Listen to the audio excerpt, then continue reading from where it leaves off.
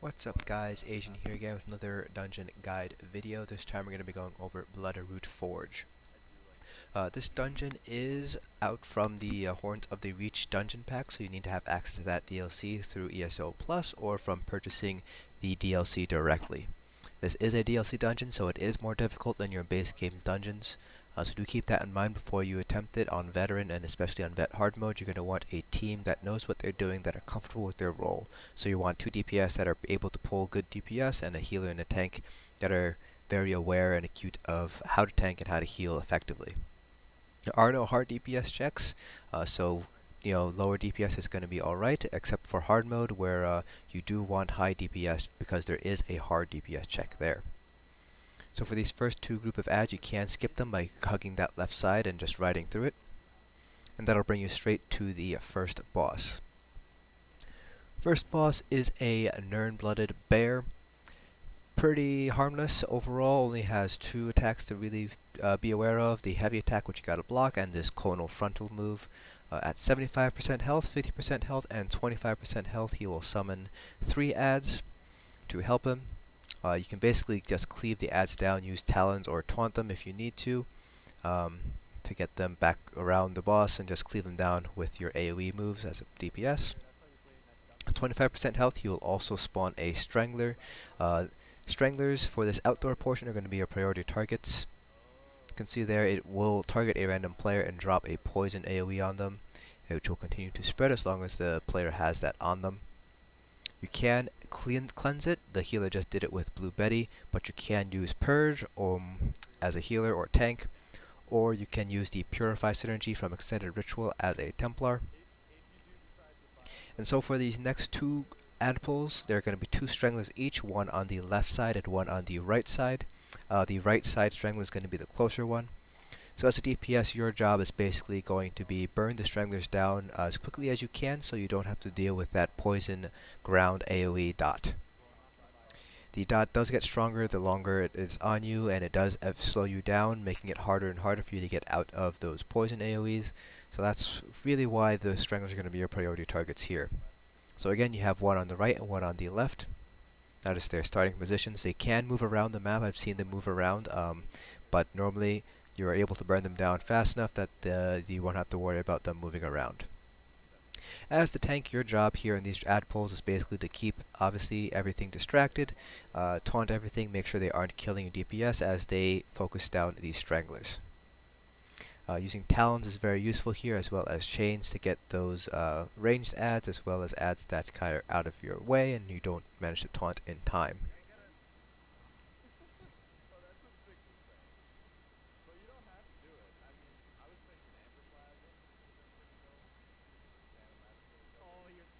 And now we're coming up to the next boss here. It is a Hagraven.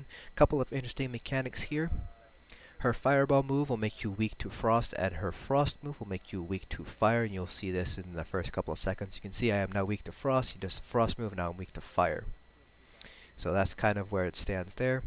She does have a conal AoE. You can see that it knocks you back. Now there is a mechanic, a forest mechanic here. There's 2 ways to play it. You can see here we kind of got confused there with the communication. You can stay within the forest itself and avoid getting knocked out for a period of time. You will have to deal with the ads that spawn because they will spawn as long as you're within the forest. While she's in that forest, if you're on the outside, you can't do any damage to her, so ranged taunt won't work, any skills won't work.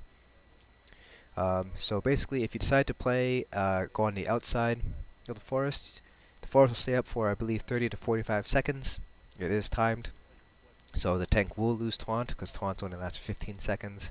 So DPS and healers will have to find ways to keep themselves alive, either through healing or through shields. Take care of the ads and go back to the boss when the forest goes down. Starting at 50% health, Stranglers will start to spawn.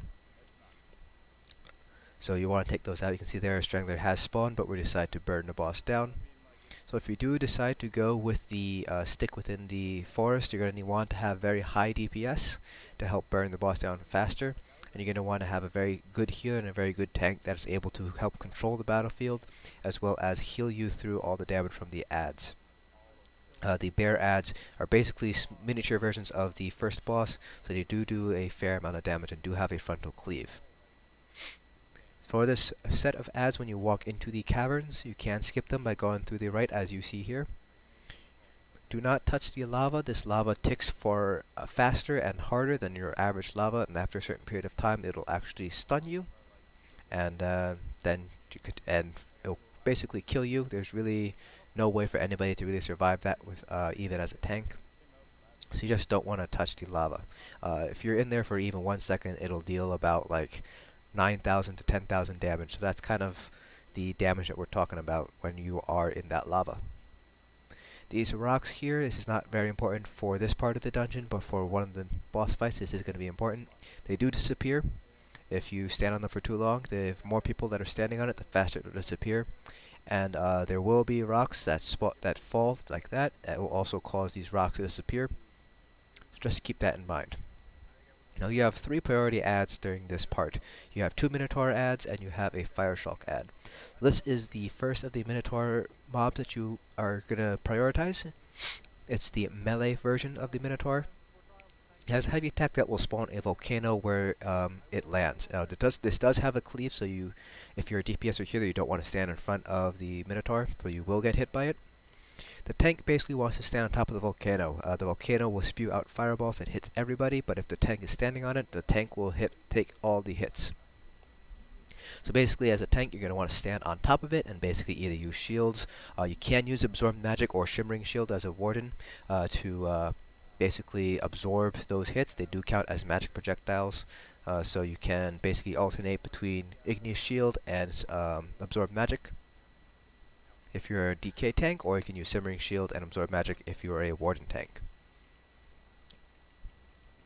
There's a very clear telegraph there for that move, and where basically the area of effect that the volcano is in is the cleave distance of the heavy attack, so don't want to stand in front of the boss as DPS or healer. So these are the Fire Shulks. They have a special move that you'll see here. They'll target a random player with a lava ball. That's them right there. It'll only dissipate if they happen to fall into the lava pools. If you are targeted, you will have an indication on the screen, and your screen will have this lava effect on it. There will always be next to a lava source, so when you see that effect on your screen, and you get that notification, just jump onto a rock and stay there until you see the lava ball go into the lava and disappear completely. So these Fire Shulks are going to be your priority target. So you can see there, the fireball is chasing one of our DPS. It does get faster the longer it stays up, so you just want to keep that in mind. If you do happen to get hit, it'll put a massive dot on you. You cannot purge that dot, so you're basically going to have to shield through it and have your healer heal through the damage. It lasts for 4 seconds, so that's how long you're going to have to heal through it. This is the other Minotaur ad. This is the magic version. We burn these ads way too fast for you to see the special mechanics, so I'll just describe them for you. But there's 3 moves that it'll do. The first move right there is he'll summon a large AoE. When it dies, it'll empower all the ads around him. It's not very powerful in rage, it's a very slight increase in strength, but it will also heal all the ads. If there are dead ads when you pull the Minotaur ad, it will basically draw the essence out of them and heal itself. And then the other special move is he'll chain down 2 random people and have his AoE on them.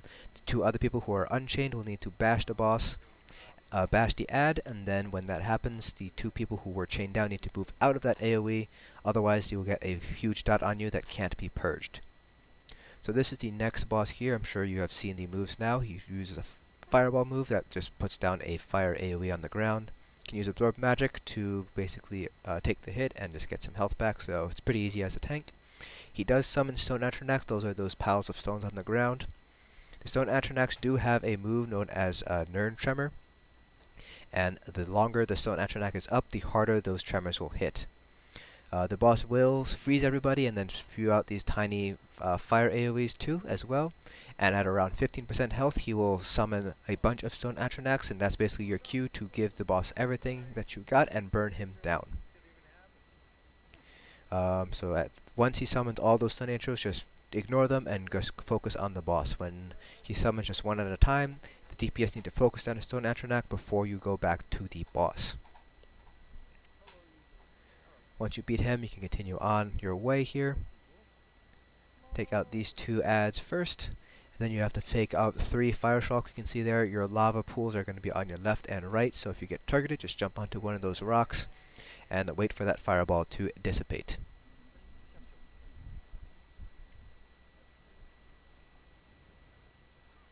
They're just going to take out these adds here. So if they do happen to die, the fire will not disappear, as you saw there. So this is what happens when you do get hit. You get that dot on you, burning lava. You can see I managed to shield through it, and our healer managed to heal me through it, but that's because I'm a tank. If you get hit by that as a DPS, it's pretty much you're going to die unless you're a Sork and just spam your shield the whole time. So you can see there, the Minotaur managed to heal off the dead bodies. So that's why I kind of want to target the Minotaur first, because if you kill the adds first, then he'll just heal himself back up to full and can do his special moves. This is the only spot where you have a Minotaur and a Fire Shock. You want to ideally burn both down, so my advice would be for the tank to taunt the Fire Shock and then taunt the Minotaur, and then just stack them on top of each other so you can cleave down the Shulk while focusing down the Minotaur. The Minotaur is going to be more deadly than the Shulk. For this next pull, you have another Mage Minotaur. Make sure to burn that down first before any of the other adds do. While he is doing that siphoning move, you can basically continue to DPS him down. He doesn't heal for all that much. If you have high enough DPS, you can basically burn out DPS the heal that he does. Moving on along here. You can skip this next group of adds. You're just going to hug that right side of the room. You can basically completely bypass this next group of adds. There's going to be a specific spot on the cliff that you need to walk up. Right around there. And you'll basically completely skip that next add pull. If you do happen to pull though, there are 2 Minotaurs. You have a melee and a mage Minotaur there. So you're going to want to focus the mage one first and then the melee. You can see there, there's a brief cutscene before the rocks will spawn for you to jump over to the next boss. That is one of the boss's special moves. You'll see a very large AoE start to grow from the center of the room, and you'll throw his mace down and create this giant one-shot. When that happens, you see rocks around the island there. You just want to jump onto the rocks and wait for their fire wave, the fire to die down before you go back to hitting the boss. He does have the volcano move from the melee Minotaurs. It's the exact same strategy here, just use absorb magic and shield through it. There will be fire shocks and stone atronachs that spawn. They are health based. The shocks will spawn 3 at a time. There are only 2 health intervals in which they'll spawn. The first one is around 90% health. So you want to wait for that fire to die completely down. So as a tank, you're going to want to taunt the fire shocks and basically keep them close to the boss so the DPS can't cleave them down.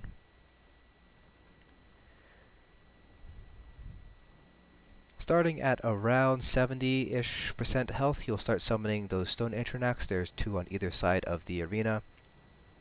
DPS are going to want to burn those down before those Nern Tremors get too dangerous.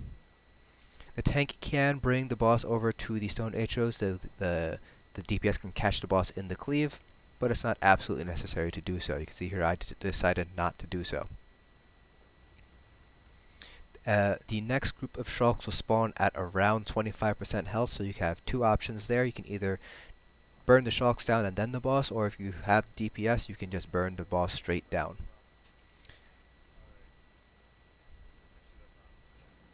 You can see here the shulks have spawned, and we are deciding just to burn the boss down instead of playing with the shulks.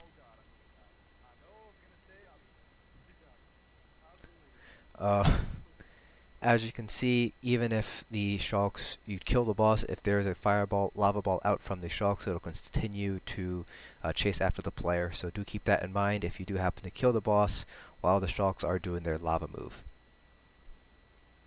Once you kill that boss, you can continue on to the next phase there. One thing to note with the volcano move from the melee Minotaurs as well as that last boss, the final hit of the volcano does deal a significant amount of damage. So healer does need to be a little bit aware of that. With some practice, you'll get the timing down. You'll be able to dodge roll out of the volcano before you get hit with that huge hit. This is the last ad pull. You have just one melee Minotaur and a bunch of ads to deal with.